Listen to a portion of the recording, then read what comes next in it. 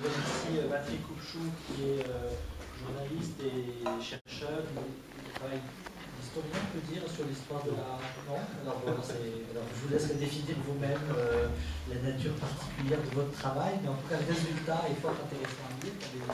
Dans plusieurs ouvrages, dont j'ai connaissance du dernier Un homme comme vous. C'est quoi le truc? C'est sur l'humanité de la folie, donc un thème qui a déjà été évoqué ce matin. Et enfin, moi, ce que j'y ai trouvé, c'est une belle mise en perspective historique, justement, de la mise en place du désaliénisme et de la psychothérapie institutionnelle, dans laquelle, moi, ce que je ne connaissais pas suffisamment, et de voir les valeurs de la psychothérapie institutionnelle sont bien déclinées. Elles ont été évoquées ce matin, mais là, il y a pas mal de citations que vous donnez dans cet ouvrage qui sont... qui étayent et qui permettent de prolonger. Puis justement, là on se dit, ah bah oui, ça pourrait être des choses reprises, on dit pratiquement pareilles par les courants militants anglo-saxons, et puis d'autres points de vue qui effectivement sont un peu différents. Donc merci de présenter vos réflexions, et puis même format, on aura un échange ensemble ensuite sur cette base. Merci, vous m'entendez? Oui. Oui, d'abord, je voudrais d'abord remercier de m'avoir invité. Je suis un peu surpris d'ailleurs que vous m'ayez invité, mais c'est très bien. Je suis très ravi d'être là. Et puis, je voudrais faire un petit préalable quand même, parce que comme il est question de ces deux courants de pensée, le préalable que je voudrais faire, c'est que moi, je ne suis pas le représentant de la psychothérapie institutionnelle. Je suis journaliste. Chercheur, c'est très flatteur, mais c'est peut-être un petit peu excessif. Et historien, non. Mais je suis journaliste. Donc je suis journaliste et je travaille depuis à peu près une dizaine d'années sur les questions de la psychiatrie. Et j'avais sorti, juste pour situer, j'avais sorti un premier livre en 2006 qui s'appelait Un monde de fous et qui était un traitement sous un angle particulier. C'est-à-dire l'angle qui est le même d'ailleurs, comme des 3 livres que j'ai fait au total sur cette question, qui est l'angle politique, du compte, c'est-à-dire qui est l'angle qui consiste à essayer de voir quelles sont les relations, à un moment donné, entre la folie, son statut, son existence, sa conception, sa vision, et puis la société telle qu'elle est à cette même époque. Donc ce premier livre était un peu un état des lieux, c'était un peu un rappel historique aussi, qui a eu un certain impact. J'ai fait un deuxième livre qui s'appelle La déprime des opprimés, et en fait il est né du premier, parce que je me suis aperçu qu'au cours de la première enquête, la psychiatrie s'occupait de plein de gens, ça ne s'occupait pas que des fous, plein de gens, et que pour moi il y avait le choix entre faire un livre traitant de tout et un livre traitant de la psychose et traitant de la souffrance psychique massive. Et en fait j'ai fait le deuxième choix qui est un choix quand même relativement politique, en ce sens que il y avait l'affirmation en faisant 2 livres que la psychose et la folie existent en tant que telles et qu'elle n'est pas noyée dans le reste. Et puis le dernier livre, donc celui qui vient de sortir, enfin qui est sorti il y a quelques mois, et qui s'appelle Un homme comme vous, c'est un peu, si vous voulez, un retour à la folie, mais un petit peu sur les fondations, quoi. Vous disiez à l'instant que j'avais présenté ce qu'était un petit peu le mouvement des aliénistes, etc. C'était un petit peu l'ambition, mais toujours sous un angle journalistique, hein, j'insiste là-dessus. C'était un petit peu l'ambition de donner quelques bases de réflexion concernant des concepts qu'on utilise et qui méritent d'être revisités, comme par exemple le concept du désaliénisme. Alors, ce que je vais faire, je ne sais pas s'il n'y a pas d'erreur de casting, parce que, encore une fois, je ne suis pas le représentant de la psychothérapie institutionnelle, mais je vais vous présenter un peu le travail que j'ai fait pour ce livre, et vous allez voir que ça recoupe évidemment ce qui a été dit tout à l'heure, et la préoccupation, enfin du moins je l'espère, la préoccupation de la journée, des travaux de cette journée. Alors, ce retour à la folie, il part un petit peu, si vous voulez, d'une idée qui m'est apparue au fil de ces enquêtes, c'est que toute politique concernant la folie, toute politique mise en œuvre concernant la folie, on va parler des lois de 2005, on va parler de plein de choses ce matin, repose sur une vision de la folie à un moment donné. C'est-à-dire qu'on n'est pas fou au 19e siècle, au 18e siècle, au 20e siècle, au 21e siècle de la même façon. Et que la vision... ce qui m'intéressait, si vous voulez, c'est la vision de la folie qu'à un moment donné une société peut avoir. Ça, c'est le premier point. Deuxième point, et vous allez voir, enfin je vais essayer de vous montrer ça, cette vision, c'est le socle. Cette vision, c'est le socle de toute cette politique et de tout ce qu'on met en œuvre par rapport à la folie. Le deuxième point qui m'a semblé très intéressant, c'est que, en fait, je me suis aperçu que toute vision de la folie, au fil du temps, tourne autour d'une question qui est celle de l'humanité de celle-ci. D'où le sous-titre du bouquin, c'est sur l'humanité de la folie. Alors, quand je parle d'humanité, j'aimerais bien préciser un tout petit peu de quoi je parle, enfin, la façon dont je me suis défini moi-même mon objet de travail. C'est pas l'humanisation dont on a parlé tout à l'heure. C'est pas ça, c'est pas le fait de repeindre la chambre d'hôpital en blanc ou de taper sur l'épaule du malade après lui avoir donné des médicaments en lui disant c'est le moment de l'humanité. C'est pas ça du tout. C'est le fou, c'est en fait répondre à cette question. Le fou est-il un être humain comme tous les autres, si je puis dire? Et ça me semble être la question qui a été posée tout au long de l'histoire, qui a été sous-jacente à toutes les périodes historiques.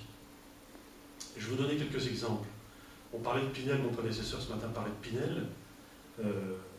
La question de l'humanité chez Pinel était posée. Par exemple, qu'est-ce que disait Pinel? Pinel, entre autres choses, disait qu'il reste toujours une part de raison chez le fou, même le plus fou, et que c'est à cette part de raison qu'il faut s'adresser pour le soigner. Alors, on sait ce qui est devenu l'asile, on sait tout ce qui a pu être écrit sur Pinel et ce qu'il a fait, etc. Mais il faut reconnaître que cette idée était une idée révolutionnaire à l'époque. D'ailleurs, ça se passe au moment de la Révolution, ce qui n'est pas du tout un hasard, à mon avis. Donc c'était une idée révolutionnaire, d'abord parce qu'il amène le soin, il amène le personnage médical, qui va prendre de l'ampleur après avec les conséquences qu'on sait, mais tout de même. Et puis, c'est important parce que dès le moment où il dit qu'il y a une part de raison qui demeure chez le plus fou des fous, il réintègre le fou dans l'humanité. La raison étant le passeport de l'humanité. Alors, ça c'est un aspect positif sur la question d'humanité dans la vision qu'on a de la folie. J'en donnerai un autre plus longuement parce que ça concerne notre journée, qui est ce que je considère comme la rupture du désaliénisme. Mais il y a eu aussi des moments, et ça a été les moments les plus longs, en négatif, mais où la question de l'humanité était posée. Pour quelle raison? Parce que tout au long de l'histoire, finalement, le fou, il a été considéré souvent, pratiquement toujours, comme un sous-homme, parfois comme un animal, souvent comme un animal. D'ailleurs, je rappelle toujours cette anecdote que Foucault cite dans son Histoire de la folie, où il explique comment les bourgeois de la rive gauche de Paris venaient à Bicêtre pour le dimanche pour s'amuser du spectacle des fous qu'on donnait en spectacle comme des animaux. On l'a aussi considéré comme un grand enfant. Par exemple, dans le bouquin, j'ai publié des extraits d'un numéro de la revue Esprit, qui était paru en 1952, consacré à la psychiatrie, et dans lequel on a les témoignages de patients, les témoignages de soignants, etc. Et il y a un témoignage extraordinaire où on dit carrément que ce sont des grands enfants, et il faut qu'on s'occupe d'eux comme de grands enfants. Mais évidemment, à la fois pour les récompenser, mais aussi pour les punir. Donc on institue, et on a institué, ça c'est la période de l'asile, hein, c'est encore les années 50. Et qu'est-ce qui disait ça? Je me souviens plus. Pardon? Qu'est-ce qui disait ça dans le... Je ne suis pas sûr que ce soit quelqu'un, à mon avis c'est un anonyme. Ah oui. Parce qu'il y a aussi des textes d'anonymes, un médecin, etc. Mais toujours est-il que je vous dis ça parce que là on est dans le fond de la conception de ce qu'est l'asile. Et donc, l'idée que je voudrais amener, c'est qu'en fait, il y a toujours eu, et il y a toujours, j'y reviendrai tout à l'heure, une barrière infranchissable entre le fou et nous. Et on parlait d'aliénation ce matin, l'aliénation, elle commence là. Elle commence à partir de là. Et d'ailleurs, ça me mène toujours à ramener une idée qui me semble très importante, c'est cette idée de la différence, dont on parle beaucoup. Il faut respecter la différence, y compris dont on parle beaucoup dans le discours dominant aujourd'hui. Et la question que je me suis posée par rapport à ça, si vous voulez, c'est que concernant la folie, je dis bien concernant la folie, évidemment que la question de la différence est importante, mais après tout, on est tous différents, qu'on soit fou ou pas fou. On est tous différents et on est tous semblables. Sauf que la question de la folie, qui est la question la plus brûlante, c'est la question de la similitude, justement. C'est la question de est-ce que c'est mon semblable ou pas mon semblable? Et dès le moment où on reconnaît, où on sait dans le fond de nous-mêmes, dans le fond de notre inconscient, qu'il est notre semblable, qu'il est un être humain, alors il crée l'angoisse, il crée le rejet, il crée l'aliénation. Et donc la question de la similitude et la question du semblable est une question qui me semble très très importante par rapport à la psychiatrie en général et par rapport à notre relation à la folie. D'ailleurs, Lucien Bonafé, qui n'était pas un psychothérapeute institutionnel, mais qui en était très proche, que vous connaissez, j'imagine, qui est l'un des fondateurs du secteur, il avait bien vu cela et lui, il parlait d'une pensée magique, d'un cercle magique, d'une pensée magique qui s'empare de l'homme normal, entre guillemets, dès le moment où il a un rapport avec la folie. Et ça, c'était le signe, disait-il, de l'inhumanité de notre rapport à la folie. Cette pensée magique qui veut que, finalement, le fou est possédé par quelque chose, il est possédé par un mal mystérieux, il y a quelque chose qu'on n'arrive pas à comprendre chez lui. Et d'ailleurs, pour citer Sivanon, qui a été déjà cité ce matin, Sivanon disait « le fou, un être d'une essence différente ». Et donc, ce qui est intéressant, c'est que cette pensée magique, qui prend des formes, dont parlait Bonafé, qui prend des formes différentes d'une situation historique à une autre, elle entraîne, selon la forme qu'elle prend, une approche de la folie. Je donnerai l'exemple du Moyen-Âge, où on pensait que la folie venait de l'extérieur de l'homme, qu'elle venait du démon, qu'elle venait du diable. On ne pensait pas que ça, d'ailleurs, mais entre autres, on pensait ça. Et évidemment, ça se terminait par une peur énorme et par le bûcher. Il y avait, quand je parlais tout à l'heure de cette conception du fou comme un sous-homme ou comme un enfant, on avait, c'était la conception qui dominait au fil des décennies de l'asile, et ça a conduit à l'enfermement, un enfermement sur lequel je reviens dans le bouquin parce que ça me semble important d'y revenir, qui a été un enfermement terrifiant. Enfin, je veux dire, des gens qui ont été enfermés et qui étaient enfermés leur vie entière, durant leur vie entière, dans des conditions absolument épouvantables. Et puis, il y a un autre exemple que je voudrais donner, qui me semble un exemple intéressant, et non pas parce que je veux ressasser les 40 000 morts des asiles, mais c'est cette théorie de la dégénérescence qui est développée en particulier par Morel au XIXe siècle, et qui va conduire à quoi? Qui va conduire à l'extermination des malades mentaux sous le Troisième Reich. Il faut quand même savoir que l'un des premiers décrets qu'a pris Hitler sous le Troisième Reich, c'était la stérilisation des malades mentaux, et ensuite il y a eu un programme T4, où on a tué entre 70 000 et 100 000 personnes qui étaient des malades mentaux. Pourquoi je dis ça? Je dis ça parce que cette dégénérescence était bien une vision de la folie. C'était bien une vision, c'est-à-dire qu'en gros la folie était héréditaire, et on a poussé le raisonnement jusqu'à dire que la folie était l'une des responsables de la dégénérescence de la race pure. Et donc, là, vous voyez bien que la question de l'humanité, de l'inhumanité mêlée sont au cœur de la question, et c'est vrai que ça, et j'en demande pardon à l'avance à mon prédécesseur de ce matin, je vais encore radoter, mais que cette conception de l'homme fou comme un sous-homme, effectivement, elle a conduit à 40 000 morts dans les asiles, et dans les asiles de France pendant l'occupation. Alors c'est vrai qu'il y a toute une discussion entre les historiens pour savoir s'il y avait une volonté délibérée de la part de Vichy ou autre. Il semblerait que non. Il semblerait qu'il n'y ait pas eu de décret comme sous Hitler, mais ça ne change pas grand-chose au film, j'ai envie de dire. C'est bien parce qu'on les considérait comme tels, c'est-à-dire des sous-hommes, qu'on les a laissés mourir, et qu'on les a laissés mourir de faim. Donc, si vous voulez, concernant l'humanité, il y a eu, je le disais tout à l'heure, en extrêmement positif, des ruptures. Et il y a eu la rupture du désaliénisme.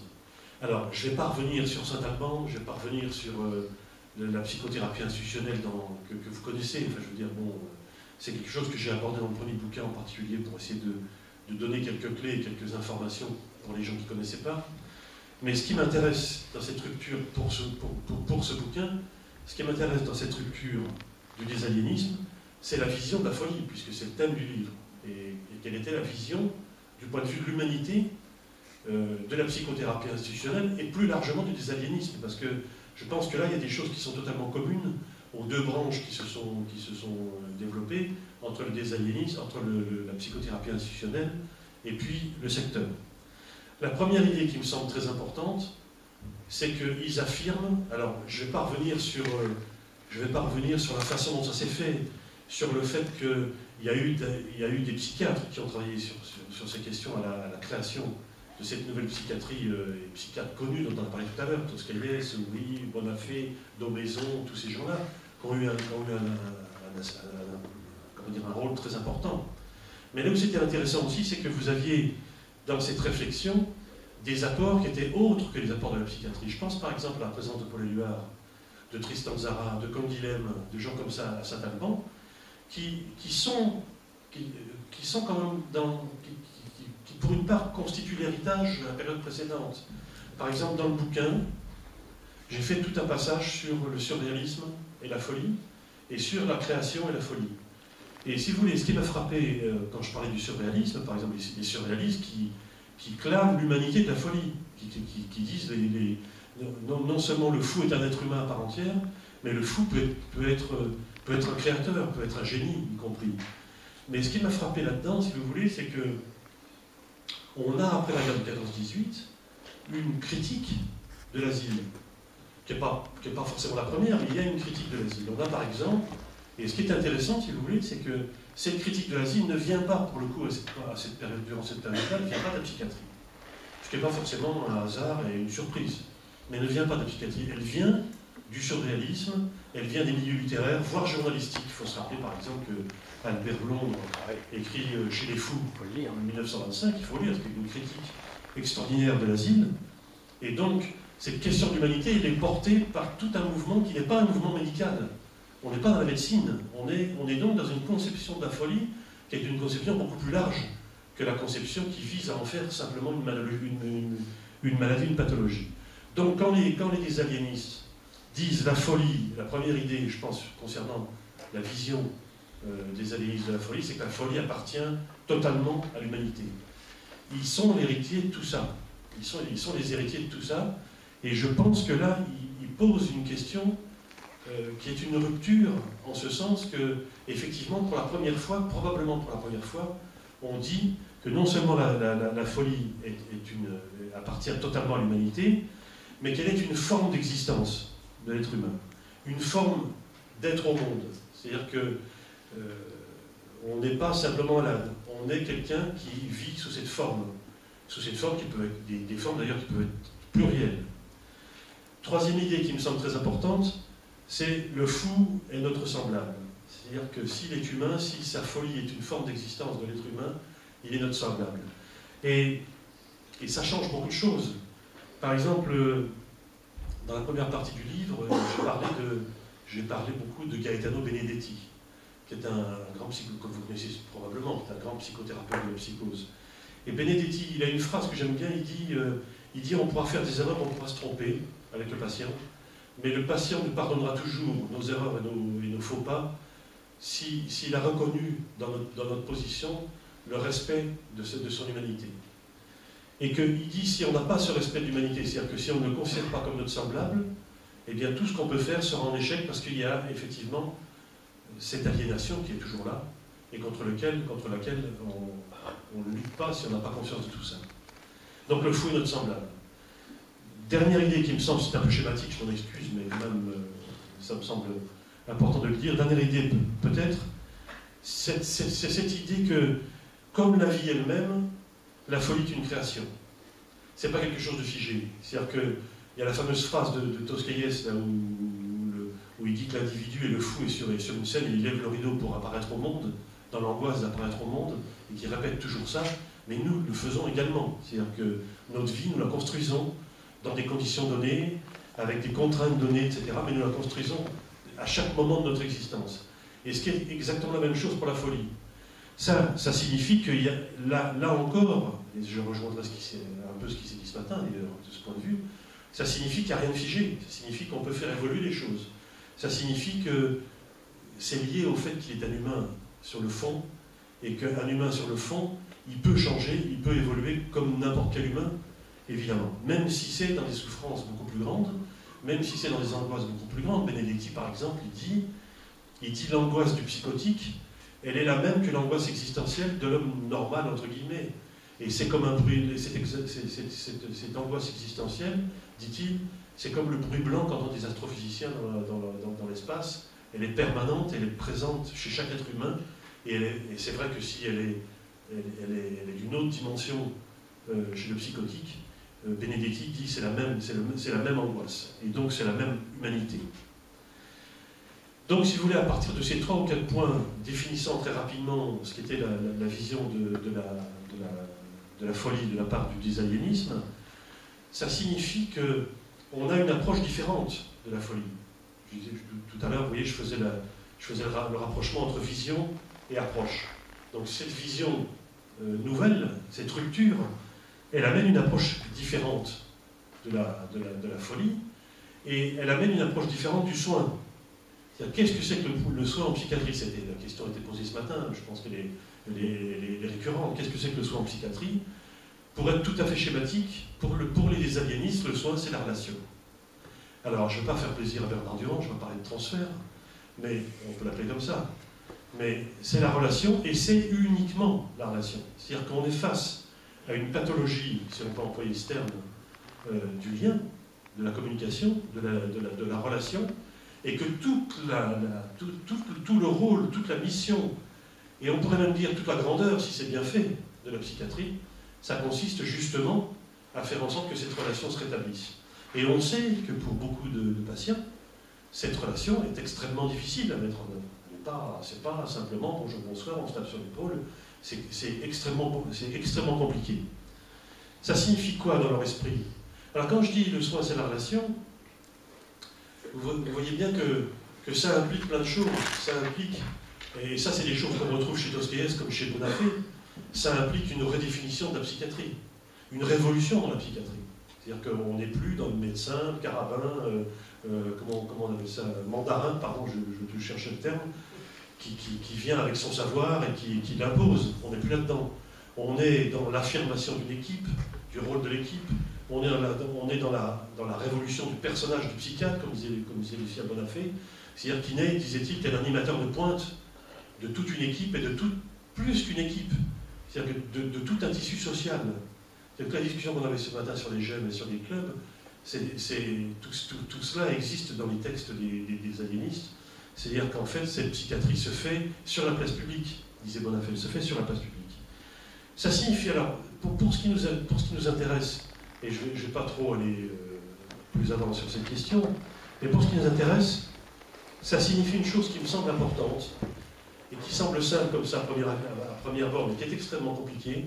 Ça signifie qu'il faut mettre le fou au cœur, alors je passe terme parce que c'est un petit peu quelquefois, mais au cœur du dispositif. C'est-à-dire que le fou est à la fois l'objectif et l'acteur unique de la psychiatrie.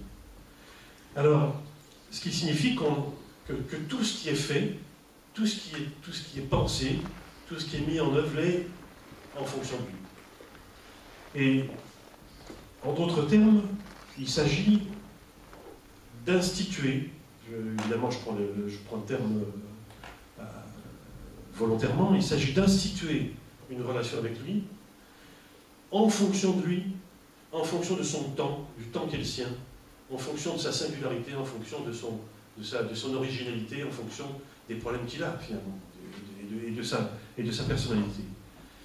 Et non pas en fonction de ce que peut demander à un moment donné la société, en fonction des hiérarchies, parce que tout à l'heure on parlait du problème de clubs et autres, et de soignants, soignés.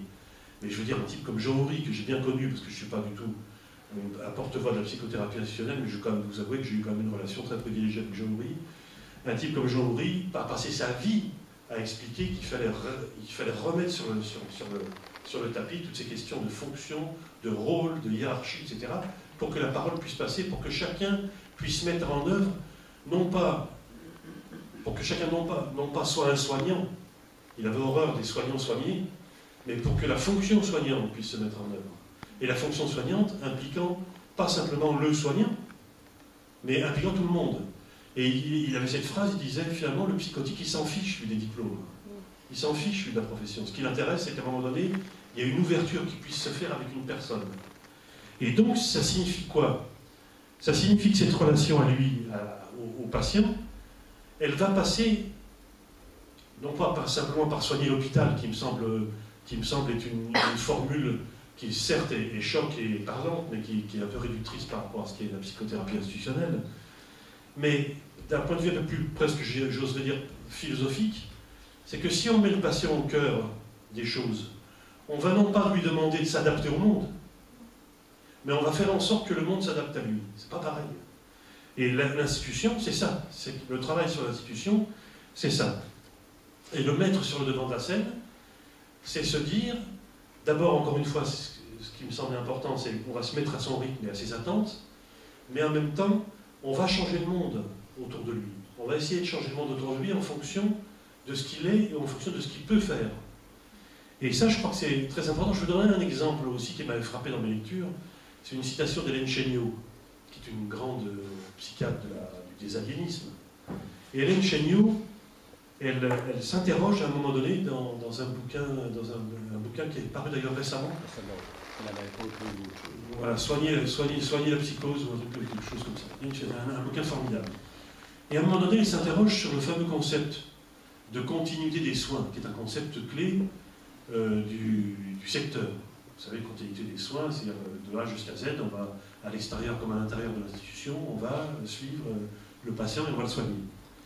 Et elle disait, ce concept, je le défends et je le trouve, il a été révolutionnaire et il est toujours intéressant, mais elle disait, je lui préfère un autre concept qui serait celui de continuité de la vie du psychotique.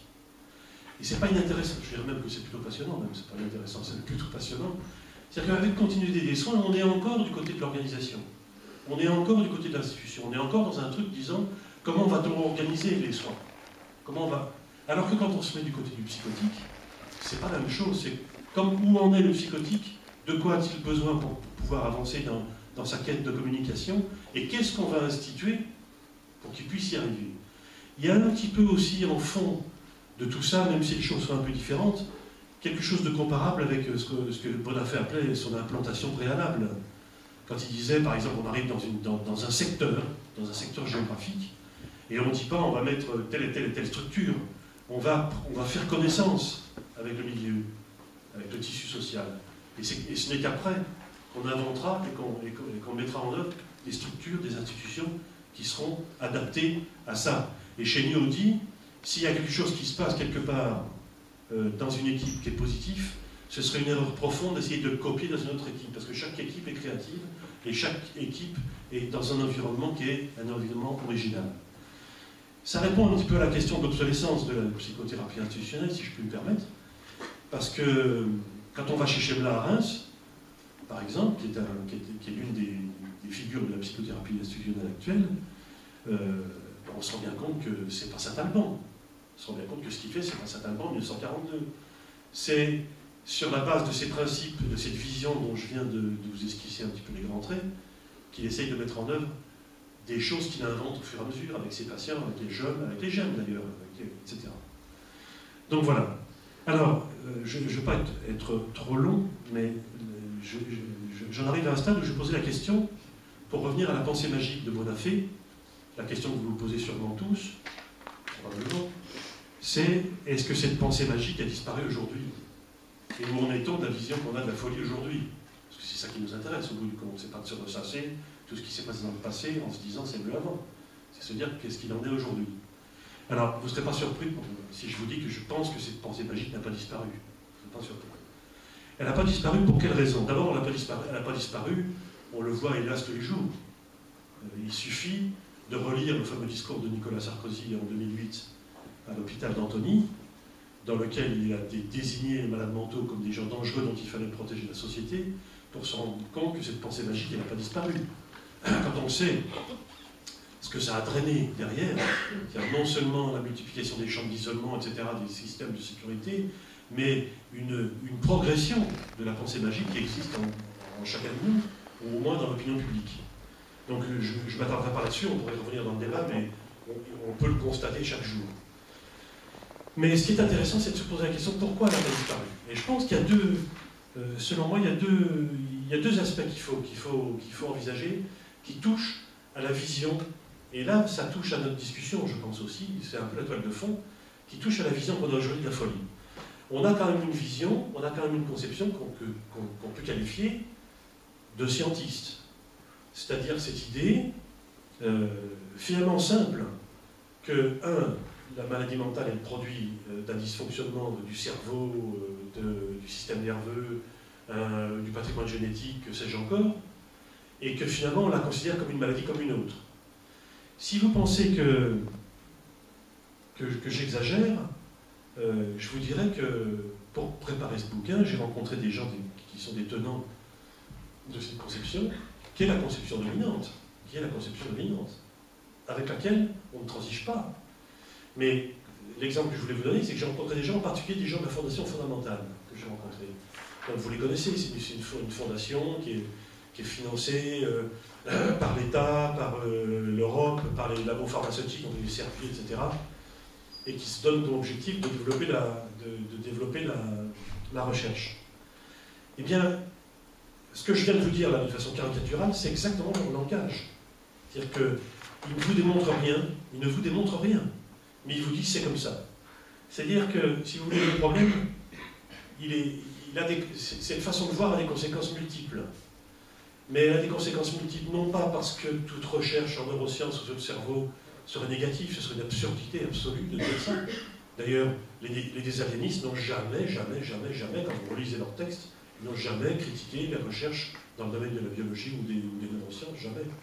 C'est absolument pas. Mais la question, c'est que c'est l'unique vision des choses qui domine aujourd'hui. Et dans le bouquin, je vais essayer de ne pas être trop long, mais je voudrais quand même revenir là-dessus. Dans le bouquin, je suis revenu sur ce qu'on appelle les rencontres de Bonneval, 1946. Non pas encore une fois pour revenir au passé, mais simplement pour essayer de donner un exemple. Les rencontres de Bonneval, c'est Henriet, 1946. Il convoque tout le gratin de la psychiatrie française sur le thème organogenèse, psychogenèse. Ce qui est intéressant là-dedans, alors vous avez le festival Lacan, vous avez le festival Elle aussi, qui n'est pas du tout en reste pour faire des festivals, pour faire un festival, qui est plutôt un organiciste, et Lacan un psychogénéciste, enfin, je ne sais pas comment on peut dire ça, psychogenèse. Il y a Bonafé, il y a Follin, il y a toute une bande. Mais ce qui est intéressant, si vous voulez, c'est que, au-delà de leurs contradictions, et voire même de leurs conflits et de leurs désaccords, qui apparaît dans le compte-rendu du rapport, ce qui est intéressant, c'est qu'ils partagent une vision globale de la folie, c'est-à-dire une vision, une vision qui est de dire, c'est pas simplement une maladie, c'est plus que ça, c'est ce que je vous ai dit tout à l'heure, c'est plus que ça, c'est une façon d'être. Et ce qui est intéressant, et ça je ne sais pas du point de vue, comment vous appelez ça, du rétablissement, si c'est le cas, mais il y a quelques jours, je me suis trouvé à France Culture, invité par France Culture, avec un psychiatre américain qui s'appelle Jonathan Meisel. Et ce Jonathan Meisel, c'est un psychiatre américain, avec tout ce que ça comporte, auteur de best-sellers, etc., bref, dans les médias, tout ce que vous voulez, très sympathique au demeurant. Et moi, je lui ai posé des questions par rapport aux soins, par rapport à l'idée de la folie. Et il est critique, il fait partie de ce mouvement aux États-Unis qui commence de se dessiner, semble-t-il, qui est encore minoritaire, mais qui commence de se dessiner, qui commence de critiquer le DSM, etc. Et il m'a dit une chose extraordinaire, il m'a dit, finalement, ce qui est extraordinaire, c'est qu'il dit ça en 2014, quoi. Il faut le temps pour chacun, mais finalement, un psychiatre, ça ne devrait pas être qu'un médecin. Ça devrait être un médecin, certes, mais pas qu'un médecin. Il faudrait que ce soit un ethnologue, un philosophe, un psychologue. Vous voyez un petit peu? Et ça m'a semblé extrêmement positif, parce que les rencontres de Bonneval, c'est ça l'idée. L'idée, c'est on est dans un pluralisme cohérent, comme disait Bonafé, on est dans des contradictions, dans des conflits, mais on est dans cette idée qu'il y a quelque chose de plus important que la pathologie dans la folie. Et si vous voulez, pour revenir à la conception scientiste, l'une des conséquences, je ne vais pas m'y attarder parce que tout le monde le sait, c'est que, évidemment, la conséquence, c'est de chosifier le patient. Au lieu de chercher une subjectivation, on va dans une chosification. On va le réduire à une série de symptômes qu'on va vouloir éradiquer, etc. Là-dessus, je ne vais pas m'étendre, mais c'est une évidence. Et alors l'autre chose qui est problématique, si vous voulez, et qui me semble importante aussi de souligner, c'est que, en dépit de ces ambitions, affichées, il n'y a pas de réponse globale de la science concernant la folie. Il n'y en a pas. D'ailleurs, Jonathan Meisel le disait l'autre jour dans cette émission, et pourtant c'est un psychiatre américain, biologiste, DSM pendant longtemps, comme Alan Frances, qui est l'un des animateurs du DSM-4, qui aujourd'hui tape par raccourci. Alors par opportunisme ou pas, j'en sais rien, mais toujours est-il par raccourci sur le DSM-5. Et qu'est-ce qu'il dit, Alan Frances? Il dit on n'a rien amené dans le DSM-5. On a voulu faire la cinquième édition du DSM parce qu'on pensait qu'il allait avoir des marqueurs de je ne sais quoi, de la schizophrénie et autres, et finalement on est en échec. Et quand bien même, et d'ailleurs moi je n'ai pas du tout ni la légitimité ni le talent pour trancher sur cette question, mais quand bien même il y aurait des découvertes, ça n'empêche pas que la vision de la folie, elle est quand même une vision plus large que ça. Et que la grande question, c'est pas de se dire qu'on fait des recherches, c'est pas de se dire qu'on va connaître mieux le cerveau et qu'on le connaît mieux et plus rapidement que jamais on l'a connu dans le passé. La grande question, c'est de se dire, qu'est-ce que c'est que la folie? La folie, c'est pas simplement ça, et qu'on n'a pas une seule vision, une seule foi. Et alors, pourquoi c'est important de souligner que la science ne peut pas amener, n'amène pas, et je pense ne pourra pas amener une réponse globale? Ben, tout simplement parce que, enfin tout simplement, c'est une façon de parler, pour deux raisons. C'est que dans la mesure où on clame que la science va régler, et dans la mesure où elle ne règle pas, ça c'est un espace pour la pensée magique de Bonafé. Et c'est dans cet espace-là que Sarkozy s'enfile. Parce que finalement, quand on voit le crime de Pau, par exemple, tout le monde est horrifié, et là on est dans la pensée magique. C'est-à-dire qu'on est dans un truc qu'on n'analyse pas. Je veux dire, le commun des mortels n'analyse pas. Il dit c'est une horreur, c'est donc quelque chose il est possédé par quelque chose d'horrible. Pour faire des choses aussi horribles, il doit être possédé par quelque chose. Et le fait qu'on n'ait pas cette approche globale, c'est-à-dire relationnelle, on sait bien que c'est dans la relation que les choses évoluent, y compris du point de vue de la violence. Du fait qu'on a abandonné totalement ça, eh bien, on laisse cette part, on laisse une fenêtre ouverte à cette pensée magique. Et puis alors, il y a aussi, par rapport à ça, des aspects politiques, même si ce sont des aspects qui aussi recouvrent des aspects cliniques, mais qui sont des aspects politiques. Si on renvoie, c'est ce qui se passe en ce moment, si on renvoie à un chromosome déficient ou je ne sais quoi, la responsabilité de la folie, ça veut dire que nous, on ne se pose pas la question de notre responsabilité vis-à-vis de la folie. C'est-à-dire que là, on retrouve aussi les questions de l'aliénation qu'on a évoquées ce matin. C'est-à-dire, en quoi, dans mon comportement, moi, je rends cette personne folle? En quoi la société telle qu'elle fonctionne rend cette personne folle? Ou même, sans aller jusque-là, en quoi mon comportement peut améliorer sa situation du point de vue du lien, de la communication, ou non? Et ça, c'est toute la question d'aliénation. Et l'aliénation qui n'est pas simplement une question d'hôpital. C'est pas simplement une question d'hôpital. Et là, je me permettrai une petite critique par rapport à ce qui s'est dit ce matin. C'est que ce n'est pas simplement la question de soigner l'hôpital, l'aliénation. C'est dans le fonctionnement social, dans ses aspects les plus fins, c'est-à-dire même y compris dans la relation, individuelle. Chéniaud, elle raconte une histoire où elle raconte qu'elle dit, un jour, elle rencontre un de ses anciens infirmiers, et puis, ça fait 20 ans qu'ils ne s'étaient pas vus, alors ils discutent sans pouvoir se retrouver, et puis ils commencent à parler de leurs patients. Et puis il y a monsieur Untel, ah bah oui, monsieur Untel, c'est lui qui avait un cousin qui faisait ci, qui faisait ça, etc. Et Chéniaud dit, pas une seule fois, il m'a dit, monsieur Untel était schizophrène. Et donc, elle dit, quand on dit monsieur Untel était schizophrène, là, l'aliénation est là. Parce que ça implique un comportement, une posture, une relation de pouvoir, au bout du compte, presque. C'est-à-dire de puissant à impuissant, de faible à fort. Donc, l'aliénation, elle se joue là, mais elle se joue aussi, et là, on va revenir plus directement à la question de l'établissement, elle se joue aussi dans la façon dont la société aborde la question de la folie. Et on comprend bien pourquoi la société, vous allez me dire que c'est un concept un petit peu vague, mais pourquoi ce qui domine dans notre société, se satisfait très bien de cette position scientiste. Parce que si vous commencez à vous interroger sur un fonctionnement social par rapport à la folie, mais vous allez évidemment vous interroger sur le fou, mais pas simplement, vous allez vous interroger sur l'individu. C'est-à-dire l'individu, quelle place il a, comment il est traité dans les rapports sociaux aujourd'hui. Or, on sait, moi j'ai fait une enquête sur la souffrance psychique massive et sur la souffrance au travail, qu'il est extrêmement maltraité. Quand on parle de déshumanisation dans le domaine de la folie, Eh bien, on sait très bien que c'est le cas aussi pour M. Lambda, enfin pour le citoyen lambda. On le sait. Les cabinets de psy sont pleins et les suicides au travail continuent, etc., etc., etc. Donc, vous voyez, il y a cette idée que, finalement, cette question d'aliénation, on va la mettre de côté, y compris pour ne pas entamer une critique du fonctionnement social, pour ne pas entamer une critique de notre fonctionnement propre à nous dans la folie. Et tout ça est non seulement dommageable, parce qu'on chosifie, parce qu'on exclut, je reviendrai tout à l'heure, mais pour toute une série de raisons, mais c'est dommageable parce que, en prenant cette position, on exclut, on met de côté tout ce qui peut être un échange avec la folie. Récemment, j'étais avec l'un des responsables d'une association d'usagers, ou de patients, comme vous appelez ça comme vous voudrez, dans une émission de radio encore, et il nous expliquait ça, il nous expliquait comment finalement cet échange est important, comment l'un modifie l'autre, comment l'autre modifie l'un, et comment entre l'observateur et l'observé, il y a des choses qui se passent. Et ça, on se prive de ça. On se prive du langage de la folie, on se prive. Et alors après, oui, on va faire des gemmes, on va faire de la gestion sociale de la folie. Mais même avec cette gestion sociale de la folie, on s'en prive tout de même quand on s'en tient à cette position et à cette façon scientiste de voir les choses.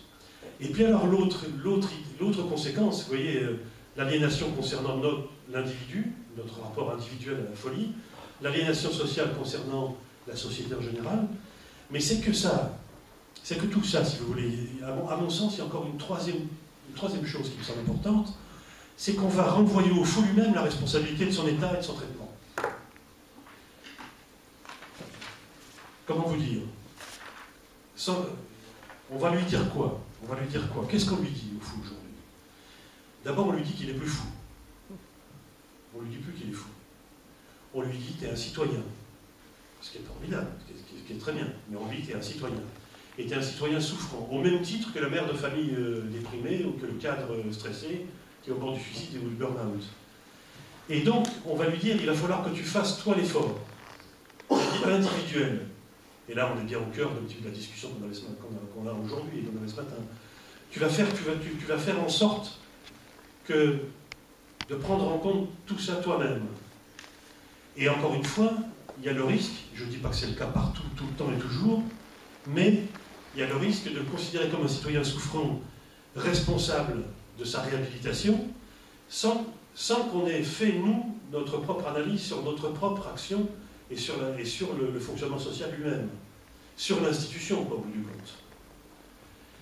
Et donc, le risque, me semble-t-il, c'est que ça peut conduire au tri.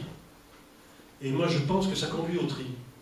C'est-à-dire qu'il y a des gens qui, effectivement, et moi j'en connais, et je trouve ça formidable, qui, effectivement, ont fait cette démarche, ont réussi à faire cette démarche. Mais il y a la grande masse des autres, ceux qui ne peuvent pas. Et ceux-là, comment est-ce que le système qui s'est mis en place, qui est un système très cohérent, hein, on n'est pas du tout dans la peu près. Ceux-là, qu'est-ce qu'ils deviennent? Ceux qui ne peuvent pas faire cette trajectoire. Je vais vous donner un exemple aussi. Je suis allé à Caen plusieurs fois voir je ne dirais pas que c'est un ami, mais presque maintenant, un psychiatre qui est à la tête d'une structure médico-sociale très importante, qui fait de la psychothérapie institutionnelle, mais qui l'a fait dans la ville. C'est-à-dire qu'il l'a fait avec des appartements thérapeutiques, avec un foyer, avec un restaurant, avec plein de choses. Mais il fait de la psychothérapie institutionnelle. Et la psychiatrie, ça marche sur un secteur quand on fait de la psychothérapie institutionnelle. Et dans cette structure, j'ai rencontré à plusieurs reprises un psychotique, l'un des usagers, mais très très psychotique, une situation difficile. Et on avait fraternisé, n'exagéré, mais on a eu un très bon contact. Et puis quand j'ai fini le bouquin, j'ai voulu faire un portrait. Et j'en ai parlé à Pascal, le psychiatre, et je lui ai dit j'aimerais bien faire un portrait de quelqu'un. Et il m'a présenté cette personne. Enfin, il m'a présenté, je le connaissais déjà, mais il m'a dit tiens, lui, ça pourrait être très bien. Francis, il s'appelle. On lui fait le portrait de Francis. Et pour vous dire, pour essayer d'illustrer ce que je voulais vous dire avant, sur cette population qui est victime de ce tri, Francis, il vivait dans le foyer. C'est-à-dire qu'ils ont, comme je disais tout à l'heure, ils ont un restaurant qui est ouvert à tout le monde, qui est géré et dans lequel les gens travaillent, les usagers. Ils ont des logements à côté, tout ça dans le même bâtiment, ils ont un foyer où ils font des activités, etc. Et lui, il vivait là. Et il était très bien, ça se passait très bien. Il était même connu comme le loup blanc, etc. L'ARS a dit, il faut le sortir de là. Il faut le mettre dans un appartement, je ne sais pas si on peut appeler ça thérapeutique. C'est ce qu'ils ont fait. Non, pas dans un appartement, dans une famille. C'est ce qu'ils ont fait. Ils l'ont mis dans une famille. Ça s'est extrêmement mal passé. Il a pété les plombs, on l'a retrouvé délirant dans la nuit à Caen, etc. Il a pété les plombs. Bon. Qu'est-ce que fait Pascal? Il dit, ben, je vais le remettre au foyer. Puis ça ne va pas dans la famille, on va le remettre au foyer. Il a fallu qu'il se batte des semaines et des semaines et des semaines contre l'ARS pour que Francis puisse retourner dans ce foyer où il était bien. Et pour quelle raison? Parce qu'elle considérait que c'était une régression dans la trajectoire, qui était la trajectoire prédéfinie par elle. Vous voyez bien qu'on ne parle. Vous voyez bien que là, on ne met pas le patient au cœur du dispositif, que c'est la vision de la folie de l'ARS, qui est la vision dominante, qui veut qu'on se rétablisse. Je n'y voyais aucune polémique, hein, pas du tout, mais qu'on se rétablisse selon une trajectoire qui va mener à l'insertion. Mais il y a des gens qui ne pourront jamais se réinsérer dans la machine économique et c'est de ça qu'il s'agit, il ne faut pas se leurrer. Hein. Quand on dit réinsertion, c'est la machine économique et financière. C'est je ne suis plus un poids pour la société, je coûte cher et il faut arrêter avec ça, et j'essaie de faire en sorte de me survivre comme je peux, avec les moyens qui sont les miens. Donc, Francis, s'il n'est pas repris par Pascal, s'il est à l'abandon, comme beaucoup, 30% des SDF selon des gens comme Furtos à Lyon ou comme Mercuel à Sainte-Anne, 30% des SDF sont psychotiques. Je ne sais combien de pourcents sont dans les prisons. C'est ça le tri qui se fait à partir de ça, avec l'abandon d'une psychiatrie qui était une psychiatrie humaniste, qui était une psychiatrie effectivement qui se préoccupait de la durée, etc. etc. Bon, je ne vais pas aller plus avant. Mais cette population, le système, il la gère. Et il la gère comment? Il la renvoie dans la catégorie des populations à risque. Il la renvoie dans cette catégorie-là. C'est ce qu'a fait Sarkozy à Antony. À Antony, qu'est-ce qu'il a dit? Il a dit tous ceux qui ne peuvent pas suivre le bon chemin, celui de l'ARS, celui de la réhabilitation, eh bien ceux-là, ils vont être considérés comme les Roms, les étrangers, les musulmans, les islamistes, enfin, tout ce que vous voulez, tout ce qui fait peur, ils vont être considérés comme une population à risque, qu'on va gérer comme une population à risque. Et je terminerai, je suis peut-être trop long, non? Je terminerai sur ce que je vous avais dit par rapport à la pensée logique. Il y a deux aspects. Le deuxième aspect, mais qui est évidemment tout à fait lié, et qui est dans la continuité de ce que je viens de dire à l'instant, c'est la conception gestionnaire de cette question. Conception gestionnaire de cette question.